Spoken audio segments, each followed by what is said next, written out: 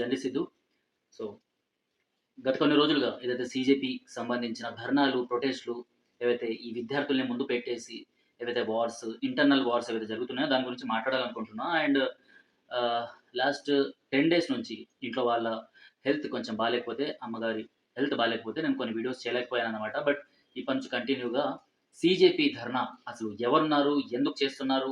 And అసలు ఏం జరుగుతుంది అన్నది ప్రతీదీ అప్డేట్ ఇద్దామనేసి నేను నిర్ణయించుకున్నాను. ఎందుకంటే మన వాయిస్ మనం రైజ్ చేయకపోతే ఈ లెఫ్ట్ ఎకోసిస్టమ్ ఏదైతే ఉందో ఇది వాళ్ళ వాయిస్‌ని రైజ్ చేస్తుందనమాట. అది కూడా ఇండియాకి అగెయిన్స్ట్‌గా యాంటీ నేషనల్స్ అనేసి వీళ్ళని అంటున్నారు అనేసి చాలామంది సోషల్ మీడియాలో మాట్లాడుతున్నారు. దాని గురించి కూడా మనం మాట్లాడుకుందాము. అసలు యాంటీ నేషనల్స్ అంటే ఎవరు? అండ్ వీళ్ళ స్టేట్మెంట్స్ ఏమున్నాయి? అసలు ఎందుకు వీళ్ళు ఈ ఉద్యమాన్ని ప్రారంభించారు అనేసి. అయితే ముందుగా మనం మాట్లాడుకోవాల్సొస్తే ఈ సీజేపీ అన్న ఉద్యమం నీట్ పేపర్ లీకేజ్ గురించి స్టార్ట్ అయింది. నీట్ పేపర్ లీకేజ్ గురించి స్టార్ట్ అయిన ఉద్యమం ఆ విద్యార్థులకు సపోర్ట్ చేసేటట్టు ఉండాలి. బట్ వీళ్ళేం చేస్తున్నారు అన్నది కూడా మనం మాట్లాడుకోవాలి కదా!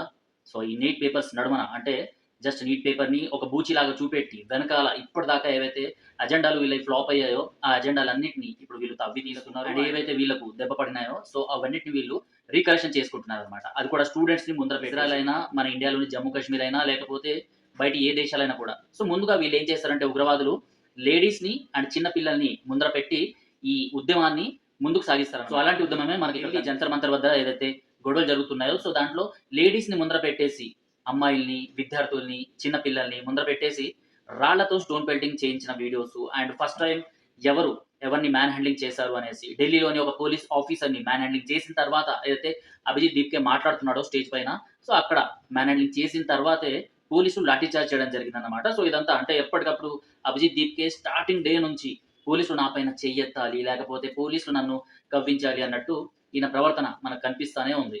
సో, ఇక్కడ కూడా అలాంటిదే జరిగింది. ఆ తర్వాత పోలీసుల లాఠీ చార్జ్ జరిగింది. ఒక దగ్గర లాఠీ చార్జ్ ఏదైతే జరిగిందో అది ఆల్ ఓవర్ ఢిల్లీ మొత్తం పాకిందనమాట. సో, జంతర్ మంతర్ వేదికలు ఏవైతే ఉన్నాయో, మిగిలిన రూట్స్ ఏవైతే ఉన్నాయో అక్కడ కూడా విద్యార్థుల పైన లాఠీ చార్జ్ జరుగుతుంది అనేసి వాళ్ళందరూ దీన్ని స్ప్రెడ్ చేయడం జరిగింది. అలా ఈ విద్యార్థుల పైన లాఠీ చార్జ్ జరిగింది అనేసి మీడియా కూడా అందుకుంది. సో, బట్ ఆ తర్వాత ప్రొటెస్టర్స్ ముందుగా వీళ్ళపైన పెప్పర్ స్ప్రే చేశారు అని, లేకపోతే వీళ్ళని కొట్టారు అనేసి పోలీసులని, ఆర్మీ వాళ్ళని, ఆర్ఎఫ్ వాళ్ళనైతే ఎంత దౌర్జన్యంగా ఎలాంటి బూతులు మాట్లాడారో కూడా మనం చూస్తూనే ఉన్నాం. కొంతమంది యంగ్‌స్టర్స్ మిడిల్ ఫింగర్ చూపిస్తూ ఆర్ఎఫ్ వాళ్ళని రెచ్చగొట్టడం జరిగింది. వాళ్ళ వాళ్ళకు చట్టం అంటే గౌరవం ఉంది కాబట్టి వాళ్ళు అంత కామ్‌గా చూస్తూనే ఉన్నారు. బట్ ఎప్పుడైతే పరిస్థితి చేయి దాటిపోయిందో అప్పుడు మాత్రం వీళ్ళు లాఠీలకు పని చెప్పారు.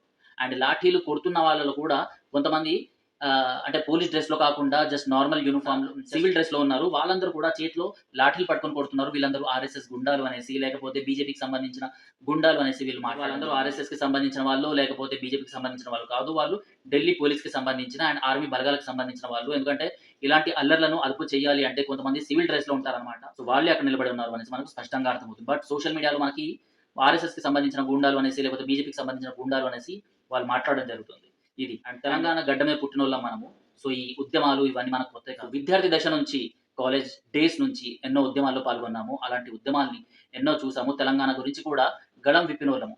అసలు ఉద్యమాలు ఎలా నడుస్తాయి? ఉద్యమాల వెనకాల ఎవరి లాబింగ్ ఉంది? అసలు ఎవరికి ఎంత ఫండొస్తుంది? ఎవరికి ఎలాంటి స్కెచ్‌లు వేసి అక్కడ దించుతున్నారు పొలిటీషియన్స్‌ని అనేసి అర్థం చేసుకోలేనంత పిచ్చోళ్ళమేం కాదు. సో, ఏదైతే అక్కడ సీజేపీకి సంబంధించిన ప్రొటెస్ట్ జరుగుతుందో దానికైతే నా సపోర్ట్ ఉండదు. బట్ ఎవరైతే విద్యార్థులు నిజంగా అక్కడికొచ్చి ఫైట్ చేస్తామనేసి వచ్చారో వాళ్ళ కరేజ్‌కి, వాళ్ళ ధైర్యానికి అయితే నేను మెచ్చుకుంటాను. అండ్ హ్యాట్స్ ఆఫ్ చెప్తున్నాను. బట్ కొంతమంది పోలీసుల పైన, ఆర్మీ బలగాల పైన ఏవైతే అటాక్స్ చేశారో దాన్ని కూడా ఖండించాల్సిన బాధ్యత వాళ్ళ తల్లుల్ని మోడీ గారిని, వాళ్ళ తల్లిని ఎలా అయితే తిట్టారో సో, వాటిని ఖండించాల్సిన బాధ్యత కూడా మనకే ఉంది. సీజేపీకి సంబంధించిన ప్రొటెస్ట్ జరుగుతున్నప్పుడు సీజేపీకి సంబంధించిన 30 రోజుల ఏదైతే వీళ్ళ డైలీ అసలు ఏం చేయాలి? ఎవరిని మాట్లాడించాలి? ఏంటి అనేసి.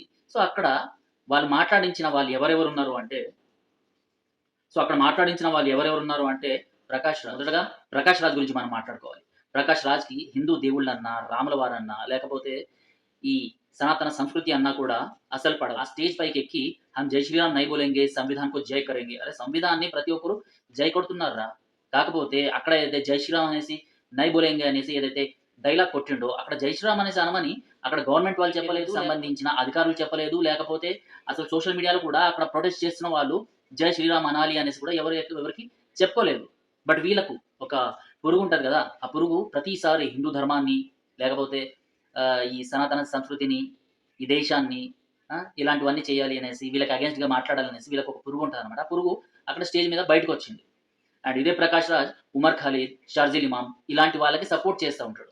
కనయ్య కుమార్ వీళ్ళందరూ ఉన్నప్పుడు 'తుక్కుడే తుక్కుడే' గ్యాంగ్ ఎప్పుడైతే యాక్టివేట్ అయిందో జేఎన్యూలో, అప్పుడు సపోర్ట్ చేయడానికి వెళ్ళింది ఈయనే అనమాట. ఈయన, ప్రియాంక చోప్రా కొంతమంది వాళ్ళ సినిమా ప్రమోషన్‌ల కోసం పోయిండ్రు.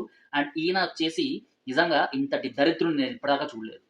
ఎందుకంటే భారతదేశాన్ని ముక్కలు చేయాలనేసి ఎవరైతే కోరుకున్నారో వాళ్ళకి వెళ్ళి ఈయన సాంఘీభావం ఇచ్చిండనమాట. జమ్మూ కాశ్మీర్‌ని భారతదేశం నుంచి విడగొట్టాలి అనేసి ఏదైతే వాళ్ళు పోరాటం చేస్తున్నారో దానికి ఈయన సపోర్ట్ చేసిండు. ఇలాంటి వాళ్ళు మన తెలుగు ఇండస్ట్రీలో శాసిస్తున్నారు విలన్స్‌గా. నిజ జీవితంలో కూడా వీళ్ళు విలన్సే. అరుంధతి రాయ్ గారు ఆడవాళ్ళు కాబట్టి చాలా రెస్పెక్ట్ ఇచ్చి మాట్లాడుతున్నాను. అరుంధతి రాయ్ గారు అసలు జమ్మూ కాశ్మీర్‌ని మన భారతదేశంలో ఒక రాష్ట్రంగా కాదు, కనీసం అది భారతదేశానికి సంబంధించిన ప్రాపర్టీ అనేసి కూడా ఒప్పుకోదు. అలాంటి ఆమె జేఎన్యూలో, డీయూలో ఇలా వేరే వేరే ప్రాంతాల్లో లెక్చర్స్ ఇస్తుంటదనమాట. సో జమ్మూ కాశ్మీర్‌ని భారతదేశం వాళ్ళు, లేకపోతే అక్కడ హిందువులు వాళ్ళు లాగేసుకున్నారు పాకిస్తాన్ దగ్గర నుంచి అనేసో, లేకపోతే అది స్వయంగా ఒక స్వయం ప్రతిపత్తిక దేశం అనేసి, సెపరేట్ దేశంగా ఉండాలి అనేసి ఇది వీళ్ళ మెంటాలిటీ. ఇలాంటి వాళ్ళు ఈ కాక్రోచ్ జనతా పార్టీకి సంబంధించిన స్టేజ్‌ని పంచుకున్నారు. కునాల్ కామ్రా ఈ అడ్డగాడిద ఇంకొక అడ్డగాడిద అనమాట. ఈయన కమెడియన్, స్టాండప్ కమెడియన్. రాముల వారి పైన, లేకపోతే ఆర్ఎస్ఎస్ పైన, హిందువుల పైన ఇతను హిందువే. కాకపోతే హిందువుల పైనే విద్వేషాలు రెచ్చగొడతా ఉంటాడు అండ్ జోక్స్ చేస్తూ ఉంటాడనమాట. బీజేపీ అధికారంలో ఉన్నా కూడా ఈయన్ని పట్టించుకోకపోవడం, ఈయన పైన ఎలాంటి కేసులు కూడా గట్టిగా నమోదు కాకపోవడం నిజంగా విడ్డూరమే అనేసి అనుకోవచ్చు. బీజేపీ ఉన్నప్పుడే వీళ్ళు ఇంతలా మాట్లాడుతున్నారంటే ఒకవేళ వేరే పార్టీ వచ్చి ఉంటే ఇంకెలా ఈ మైనారిటీ అప్పీస్మెంట్ ఉంటుందో మనం ఆలోచించుకోవాలి. రాముల వారిని ఉద్దేశించి, రాముల వారు సీతమ్మ తల్లిని ఉద్దేశించి సీతాక పతి అని, నీతాక పతి అని ఇలాంటివన్నీ ఇతను మాట్లాడిండనమాట. రాముల వారు అనేసి ఒక మాట తీసుకోవడానికి కూడా అర్హత లేదు వీళ్ళకి. అలాంటి వాళ్ళు సీతాక పతి అనేసి పూర్వం అప్పుడెప్పుడో రామ అని చెప్పడానికి కూడా రాక్షసులు భయపడేవాళ్ళు అనేసి మనం విన్నాం. అలాంటిది వీళ్ళు సీతాక పతి అనేసి ఇండైరెక్ట్లీ రాముల వారి పేరు తీసుకోకుండానే ఇలాంటి మాటలు మాట్లాడేసి ఈ లుచ్చల ఫంగగాళ్ళు స్టేజ్ మీద ఇవన్నీ షేర్ చేసుకున్నారు. సో చాలామంది హిందువులే వీళ్ళకి సపోర్ట్ చేస్తున్నారు. ఆయన తప్పుగా ఏమన్నాడు అనేసి. సీతాక పతి అంటే తప్పేముంది అనేసి. అయ్యా అనడంలో, నీ అయ్యా అనడంలో ఎంత తేడా ఉందో ఇందులో కూడా అంతే తప్పుంది తమ్ముడు. సో కనీసం వేరే మతాల వాళ్ళు వాళ్ళ మతాల జోలికొస్తే, వాళ్ళ మత గురువుల జోలికొస్తే చీల్చి చెండాడుతారు. మనం అది కూడా చెయ్యట్లేదు. కనీసం స్పందనగా దీని గురించి వాయిస్ రేజ్ చేయండి అంటే అది కూడా మనకు వీలవ్వట్లేదు. సో వీళ్ళు కునాల్ కామ్రా, నువ్వు మోడీ పైన విషయం కక్కు, లేకపోతే బీజేపీ పైన విషయం కక్కు. బ్రదర్ నీకు ఈ హిందూ దేవుళ్ళు లేకపోతే సనాతన సంస్కృతి భారతదేశాన్ని విచ్ఛిన్నం చేయాలనేసి ఈ థాట్స్ ఎట్లా వస్తున్నాయో నాకు అర్థం కావట్లేదు. ఇలాంటి వాళ్ళు మన మధ్యలో ఉన్నారు అండ్ వీళ్ళకి టికెట్లు కొనుగోలు చేసి మన వాళ్ళే క్యూ లైన్ కడతారు. అభిజిత్ దీప్కే అండ్ ఈ సౌరవ్ దాస్ కావచ్చు, లేకపోతే బర్గర్ మ్యాన్ కావచ్చు. బర్గర్ మ్యాన్ ఎవరో మీ అందరికి తెలిసి ఉండొచ్చు. సో ఈ విజేత దయ్యా అనేసి ఒకతను. సో పిల్లల్ని రెచ్చగొట్టేసి రోడ్డు పైకి వాళ్ళని పంపించేసి వాళ్ళు అక్కడ లాఠీ దెబ్బలు తింటున్నప్పుడు ఈ ఫాల్తు నా కొడుకు బర్గర్లు తింటూ మెట్రోస్లో అటు ఇటు తిరుగుతున్నాడు. వాడిని పట్టుకున్నారు సీజే ప్రొటెస్టర్స్, కొంతమంది విద్యార్థులు ఎవరైతే నిజంగా అక్కడ ప్రొటెస్ట్ చేయడానికి వచ్చిండ్రో అలాంటి వాళ్ళు పట్టుకొని అతను తన్నిరు. బట్ వీళ్ళ మెంటాలిటీ ఏందో మనం అర్థం చేసుకోవచ్చు. ఇతను హర్యానాకి సంబంధించిన వాడు అండ్ హిందూ దేవి దేవతల్ని ఎప్పటికప్పుడు కించపరుస్తూనే ఉంటాడు. ఇంతకుముందు కూడా ఇలాంటి స్కిట్స్ చేసి పాపులర్ అయ్యాడు. అండ్ ఆ తర్వాత మొన్న స్వామీజీల గురించి మాట్లాడుతూ వాళ్ళకి అసలు స్వామీజీ అనేసి నేను పిలువను అనేసి కొన్ని మాటలు మాట్లాడి మళ్ళీ పాపులర్ అయింది అనమాట. నువ్వు స్వామీజీ అనేసి రెస్పెక్ట్ ఇవ్వాల్సిన అవసరం కూడా లేదు. బట్ ఆ ప్రొటెస్ట్ దేని గురించి జరుగుతుంది, నువ్వు ఏం మాట్లాడుతున్నావు అన్నది కూడా తెలిసి ఉండాలి. అలాంటివన్నీ తెలుసుకోకుండా ఇలా రెచ్చగొడుతూ హిందువుల్ని ఇలాంటివన్నీ చేస్తున్నారు.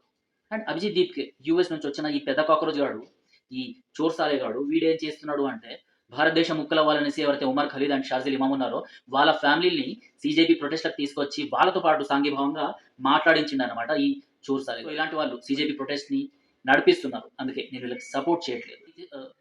అండ్ వాడెవడో గొట్టంగాడు కాశ్మీర్ నుంచి వచ్చేసి 370 ఆర్టికల్ని ఇక్కడ నుంచి తీసేయాలి, కాశ్మీరీలకు ఇది నచ్చట్లేదు అనేసి వాయిస్ రైజ్ చేసి రెచ్చగొడుతుంది. 370 ఆర్టికల్కి అండ్ ఈ నీట్ పేపర్ల లీకేజ్కి సంబంధం ఏందో నాకు అర్థం కావట్లేదు. ఇలాంటి వాళ్ళని ప్రశ్నిస్తే మేము మతోన్మాదం. ఎందుకంటే ఆడెవడో వచ్చేసి దేశాన్ని ముక్కలు చేస్తున్నా అంటే వాడు మతోన్మాదం. వాడికి సపోర్ట్ చేస్తామనేసి కొంతమంది అడ్వకేట్లు, కొంతమంది డాక్టర్లు, కొంతమంది స్టూడెంట్స్ అలాంటి వాళ్ళకి సపోర్ట్ చేస్తామనేసి వాయిస్ రైజ్ చేస్తున్నారు. క్రిస్టల్ క్లియర్గా బంగ్లాదేశ్ లాగా, మరో బంగ్లాదేశ్ లాగా, నేపాల్ లాగా భారతదేశాన్ని సర్వనాశనం చేస్తామనేసి వాళ్ళు కంకణం కట్టుకొని మాట్లాడుతూ ఉంటే అగేన్స్ట్గా ఎలాంటి యాక్షన్ తీసుకోవట్లేదు.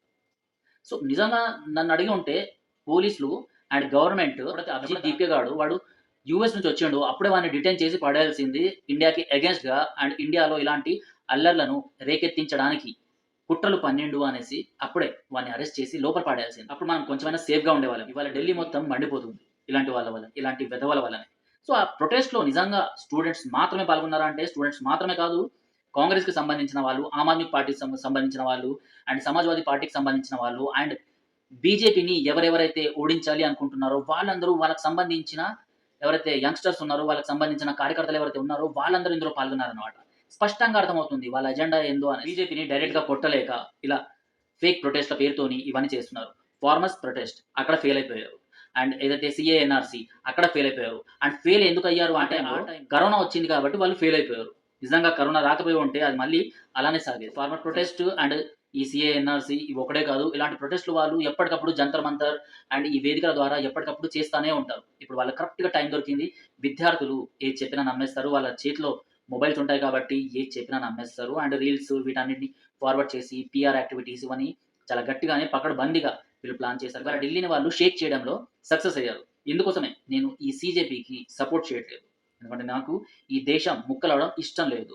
నాకు ఈ దేశంలో గందరగోళము, నాకు ఈ దేశంలో ఏదైతే ఇప్పుడు సూపర్ పవర్‌గా మన భారతదేశం ఆల్ ఓవర్ వరల్డ్‌లో కనిపిస్తుందో, ఈ మ్యాప్‌ని చెరిపివేయడం నాకు అస్సలు ఇష్టం లేదు. కాబట్టి నేను సీజేపీకి సపోర్ట్ చేయట్లేదు. స్టూడెంట్సే నిజంగా ప్రొటెస్ట్ చేసి ఉంటే వాళ్ళందరికీ మా సపోర్ట్ ఎప్పటినుంచో ఉండేది. బట్ నీట్ ప్రొటెస్ట్ పేరు మీద ఎవరైతే యాంటీ నేషనల్స్ స్టేజ్‌ని షేర్ చేసుకొని, ఒకడు కాశ్మీర్‌ని భారతదేశం నుంచి విడగొట్టాలనేసి, ఇంకొకడు భారత్ తెరే తుకడే హోంగే అనేసి, ఇంకొకడు ఇంకేదో స్లోగన్స్ ఇచ్చేసి, ఇంకొకడు ఇంకేదో వాగుతూ రాముల వారి పైన, శ్రీకృష్ణుల వారి పైన, స్వామీజీల పైన, భారతదేశం పైన, సనాతన ధర్మం పైన ఇలాంటి దాడులు జరుగుతున్నాయి కాబట్టే మా సపోర్ట్ అస్సలు ఉండదు.